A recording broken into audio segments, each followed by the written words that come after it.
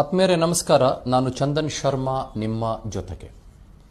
ಕಳೆದ 2-3 ದಿನಗಳಿಂದ ಇಡೀ ದೇಶಾದ್ಯಂತ ಈ ವಿಚಾರ ಅತ್ಯಂತ ದೊಡ್ಡ ಮಟ್ಟದಲ್ಲಿ ಸಂಚಲನ ಮೂಡಿಸಿದರೂ ಕೂಡ ಯಾಕೆ ಇದು ಸ್ಟೇಟ್ ಮೀಡಿಯಾದಲ್ಲಾಗಲಿ ಅಥವಾ ಪಬ್ಲಿಕ್ ಡೊಮೈನಲ್ಲಾಗಲಿ ಬಹಳ ದೊಡ್ಡ ಮಟ್ಟದಲ್ಲಿ ಚರ್ಚೆ ಆಗಲಿಲ್ಲ ಅಂತನ್ನೋದು ನನ್ನ ಹೃದಯದ ಒಳಗೆ ಈ ಕ್ಷಣಕ್ಕೆ ಕಾಡ್ತಾ ಇರುವ ಬಹಳ ದೊಡ್ಡ ನೋವು.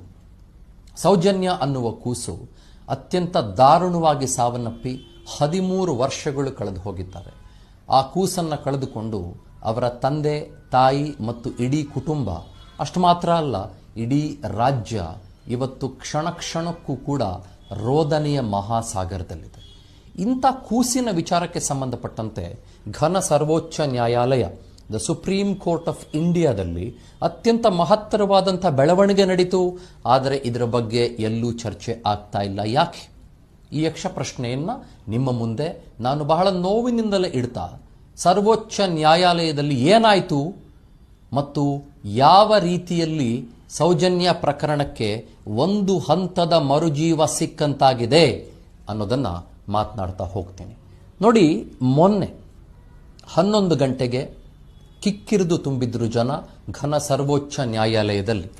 ಕೋರ್ಟ್ ಹಾಲ್ ನಂಬರ್ 12 17ನೇ ಮ್ಯಾಟರ್ ಆಗಿ ಸೌಜನ್ಯ ಅನ್ನುವ ಕೂಸಿನ ಪ್ರಕರಣ ಬಂತು. ಆ ಕೂಸಿನ ವಿಚಾರಕ್ಕೆ ಸಂಬಂಧಪಟ್ಟಂತೆ ಅವರ ತಾಯಿ ಕುಸುಮಾವತಿ ಒಂದು ಸ್ಪೆಷಲ್ ಲೀವ್ ಪಿಟಿಷನ್ ಅಂತ ಏನು ಕರಿತೀವಿ, SLP ಹಾಕೊಂಡಿದ್ರು. ಬೆಳಗ್ಗೆನೆ ಇಡೀ ಕೋರ್ಟ್ ಹಾಲ್ ಜನರಿಂದ, ನ್ಯಾಯವಾದಿಗಳಿಂದ, ಹಿರಿಯರಿಂದ, ಕಿರಿಯರಿಂದ ಕಿಕ್ಕಿರಿದಿತ್ತು. ಆದರೆ ಅಲ್ಲಿ ಒಂದು ಸಮಸ್ಯೆ ಇತ್ತು. ಆ ಸಮಸ್ಯೆ ಏನು ಅಂತಂದರೆ, CBI ಪರ ಮತ್ತು ರಾಜ್ಯ ಸರ್ಕಾರದ ಪರ ಪ್ರತಿನಿಧಿಸುವುದಕ್ಕೆ ಯಾರೊಬ್ಬರೂ ಬಂದಿರಲಿಲ್ಲ. ಆ ಕಾರಣಕ್ಕಾಗಿ ಆ ಪ್ರಕರಣವನ್ನು ಘನ ಸರ್ವೋಚ್ಚ ನ್ಯಾಯಾಲಯದ ಮಾನ್ಯ ನ್ಯಾಯಮೂರ್ತಿಗಳು ಮಧ್ಯಾಹ್ನಕ್ಕೆ ಕೋರ್ಟ್ನ ಮತ್ತು ಕಲಾಪವನ್ನು ಪಾಸ್ ಓವರ್ ಮಾಡಿದರು. ಅದಾದ ನಂತರದಲ್ಲಿ ಸುಪ್ರೀಂ ಕೋರ್ಟ್ ಒಂದು ಪ್ರಶ್ನೆ ಕೇಳುತ್ತೆ CBIನವರಿಗೆ ಮತ್ತು ರಾಜ್ಯ ಸರ್ಕಾರದವರಿಗೆ. CBIನವರಿಗೆ ಯಾಕೆ ಅಂತಂದರೆ, ನಿಮಗೊತ್ತು, ಈ ಇಡೀ ಪ್ರಕರಣವನ್ನು ಕಡೆಯ ಹಂತದಲ್ಲಿ ಚಾರ್ಜ್ ಶೀಟನ್ನು ಸಲ್ಲಿಸಿದ್ದು. ಅಫ್ಕೋರ್ಸ್ ಅದರಿಂದ ಏನೂ ಪ್ರಯೋಜನವಾಗಲಿಲ್ಲ, ಯಾರಿಗೂ ಕೂಡ ಯಾವ ರೀತಿಯಲ್ಲೂ ಕೂಡ ಶಿಕ್ಷೆ ಆಗಲಿಲ್ಲ ಅನ್ನೋದು ಎರಡನೇ ವಿಷಯ. ಆದರೆ CBIನ ಕೇಳುತ್ತೆ, ಅಲ್ರಿ ಬಹಳ ಇಂಪಾರ್ಟೆಂಟ್ ಕೇಸ್ ಇದು, ಬೆಳಗ್ಗೆ ಬರಕ್ಕೆ ನಿಮ್ಗೇನಾಗಿತ್ತು ಅಂತ ಸರ್ವೋಚ್ಚ ನ್ಯಾಯಾಲಯ ಕೇಳುತ್ತೆ. CBIನವರ ಹತ್ರ ಯಾವುದೇ ಉತ್ತರ ಖಂಡಿತವಾಗ್ಲೂ ಕೂಡ ಇರಲಿಲ್ಲ. ಅದರ ಜೊತೆಗೆ ನಮ್ಮ ರಾಜ್ಯದ CID ಅಥವಾ ಲೋಕಲ್ ಪೊಲೀಸರು ಅವರ ಪರ ವಕೀಲರನ್ನ ಬಹಳ ಸ್ಪಷ್ಟವಾಗಿ ಕೇಳುತ್ತೆ, ನೀವು ಯಾಕೆ ಇಂಥ ಸೀರಿಯಸ್ ಪ್ರಕರಣದಲ್ಲಿ ಬೆಳಗ್ಗೆ ಬರಲಿಲ್ಲ ಅಂತ ಪ್ರಶ್ನೆ ಕೇಳ್ತಾರೆ. ಆದರೆ ಅವ್ರ ಹತ್ರ ಅದಕ್ಕೂ ಕೂಡ ಉತ್ತರ ಇರಲಿಲ್ಲ. ಇದಾದ ನಂತರದಲ್ಲಿ ಈ ಇಡೀ ಪ್ರಕರಣದ ಬಗ್ಗೆ ಘನ ಸರ್ವೋಚ್ಚ ನ್ಯಾಯಾಲಯ ಹಲವು ಅಬ್ಸರ್ವೇಷನ್ಗಳನ್ನು ದೇಶದ ಜನರ ಮುಂದೆ ಇಡುತ್ತೆ.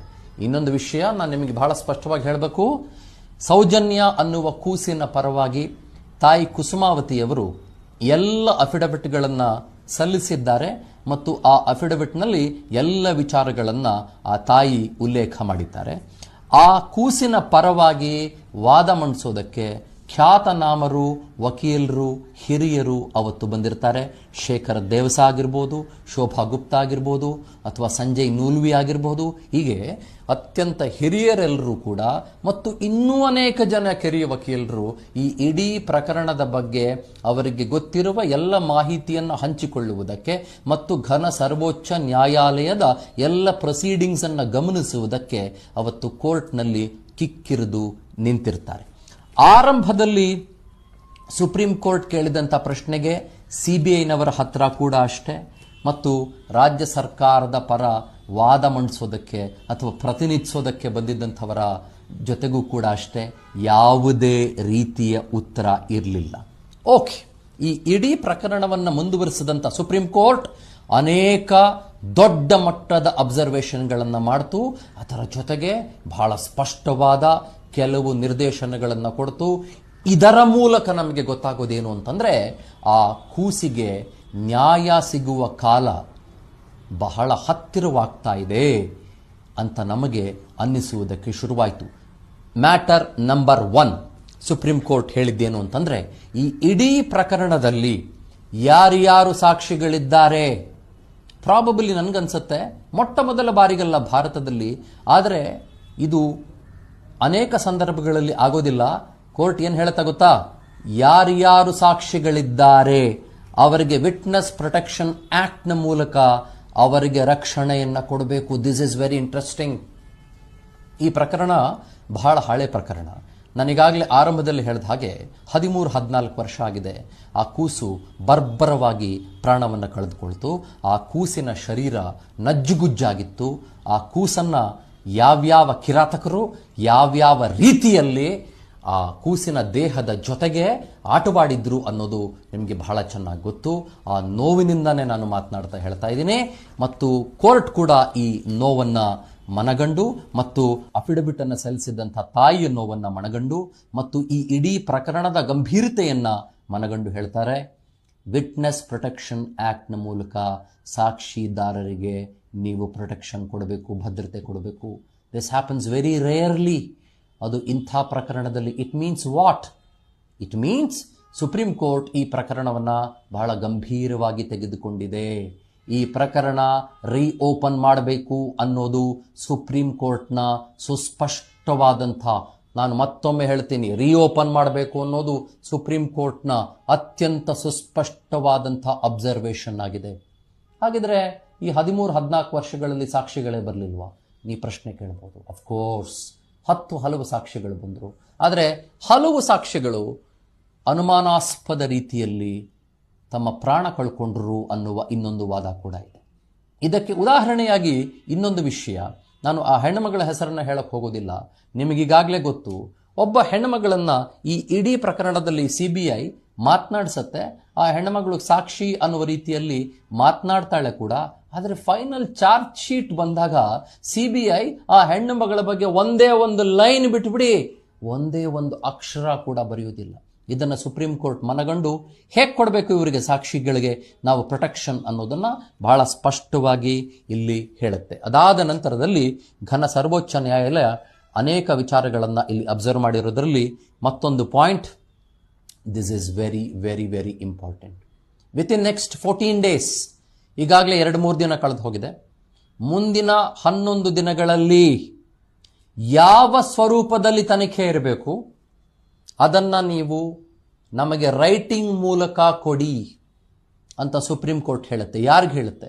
CBIಗೆ ಹೇಳುತ್ತೆ ಮತ್ತು ರಾಜ್ಯ ಸರ್ಕಾರಕ್ಕೆ ಹೇಳುತ್ತೆ. ಇದು ಯಾಕೆ ಇಂಟ್ರೆಸ್ಟಿಂಗ್ ಅಂತ ಹೇಳ್ತೀನಿ ನಿಮಗೆ. ಈಗಾಗಲೇ CBI ತನ್ನ ತನಿಖೆಯನ್ನು ನಡೆಸಿಬಿಟ್ಟಿದೆ, ಚಾರ್ಜ್ ಶೀಟನ್ನು ಸಲ್ಲಿಕೆ ಮಾಡಿ ಆಗಿದೆ. ಯಾರು ಆ ಕೂಸಿನ ಸಾವಿಗೆ ಕಾರಣವಾದರು ಅನ್ನೋದು ನಮಗೆ ನಿಮಗೆ ಮರೀಚಿಕೆಯಾಗಿ ಯಕ್ಷ ಪ್ರಶ್ನೆಯಾಗಿ ಈ ಕ್ಷಣದವರೆಗೂ ಕೂಡ ಉಳ್ಕೊಂಡ್ಬಿಟ್ಟಿದೆ. ಅದರ ಜೊತೆಗೆ ನಮ್ಮ CID ಆಮೇಲೆ ನಮ್ಮ ಲೋಕಲ್ ಪೊಲೀಸರು ಇವರು ಕೂಡ ಪ್ರಕರಣದ ತನಿಖೆಯನ್ನು ನಡೆಸಿದ್ದಾರೆ. ಅಂದರೆ ಆಯಾಮಗಳ ತನಿಖೆ ಅಂತ ನಾವೇನು ಕರಿತೀವಿ, ಆ ಆಯಾಮಗಳ ತನಿಖೆ ಒಂದು ಹಂತಕ್ಕೆ ಮುಗ್ದು ಹೋಗಿದೆ. ಇದನ್ನ ಅಬ್ಸರ್ವ್ ಮಾಡಿದಂಥ ಸುಪ್ರೀಂ ಕೋರ್ಟ್ ಏನು ಹೇಳ್ತು ಅಂತಂದ್ರೆ, ಯಾವ ಸ್ವರೂಪದಲ್ಲಿ ಮತ್ತೆ ಮರು ತನಿಖೆ ನಡೆಸಬೇಕು, ಗಿವ್ ಇಟ್ ಇನ್ ರೈಟಿಂಗ್, ಬರಹ ರೂಪದಲ್ಲಿ ಕೊಡಿ. ರಾಜ್ಯ ಸರ್ಕಾರಕ್ಕೂ ಕೇಳಿದೆ, CBIಗೂ ಕೂಡ ಕೇಳಿದೆ. It means what? It means supreme court wants to reopen this case.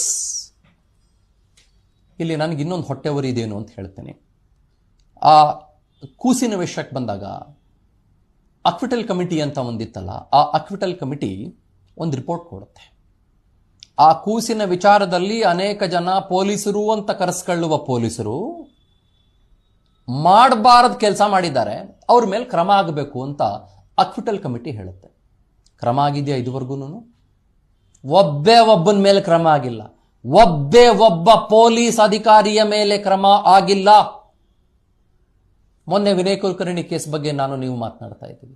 ಅದೇ ವಿನಯ್ ಕುಲಕರ್ಣಿ ಕೇಸ್ನಲ್ಲಿ ಎಷ್ಟು ಜನ ಪೊಲೀಸರ ಇನ್ವಾಲ್ವ್ಮೆಂಟ್ ಇತ್ತು, ಪೊಲೀಸರು ಸ್ಕೆಚ್ ಹಾಕೊಟ್ಟಿದ್ರು, ಪೊಲೀಸ್ನೊಬ್ಬ ಈ ಇಡೀ ಪ್ರಕರಣದ ಸೂತ್ರಧಾರ ಹೇಗಾಗಿದ್ದ ಅನ್ನೋದನ್ನ ನಾವು ಕೋರ್ಟಿನ ತೀರ್ಪಿನ ಮೂಲಕ ಪಡೆದುಕೊಂಡ್ವಿ ಮತ್ತು ನೋಡಿದ್ವಿ. ಈ ಪ್ರಕರಣದಲ್ಲೂ ಅದೇ ರೀತಿಯ ಬಲವಾದ ಅನುಮಾನ ಇದೆ.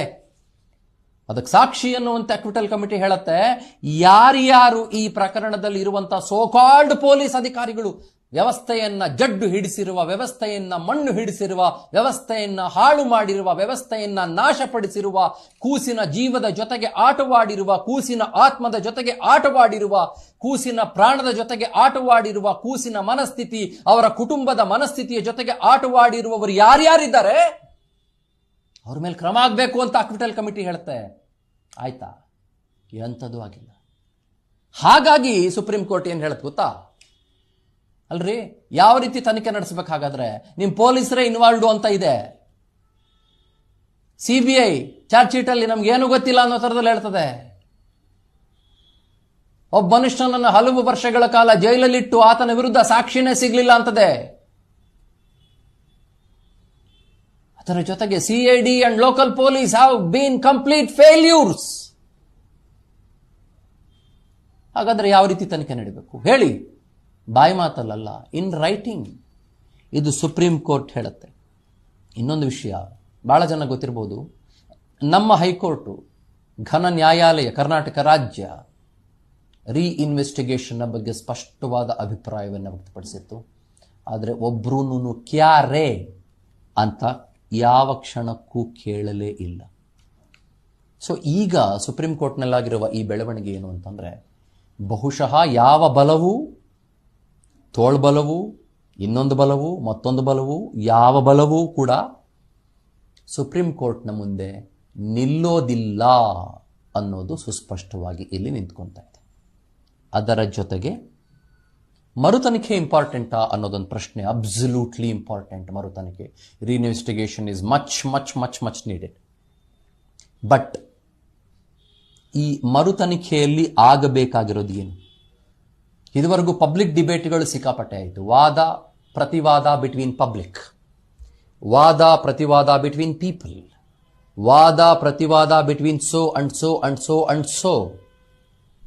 ಸ್ವಾಮಿ, ಪಬ್ಲಿಕ್ ವರ್ಡಿಕ್ಟ್ ಅಲ್ಲ ಇಲ್ಲಿ ಬೇಕಾಗಿರೋದು. ಮುಖ್ಯವಾಗಿ ಪೀಪಲ್ ವರ್ಡಿಕ್ಟು ಅಲ್ಲ ಬೇಕಾಗಿರೋದು. ಅಥವಾ 4 ಜನ ಕೂತ್ಕೊಂಡು ಆ ಕಡೆ 2 ಈ ಕಡೆ 3 ಜನ, ಆ ಕಡೆ 4 ಈ ಕಡೆ 8 ಜಗಳ.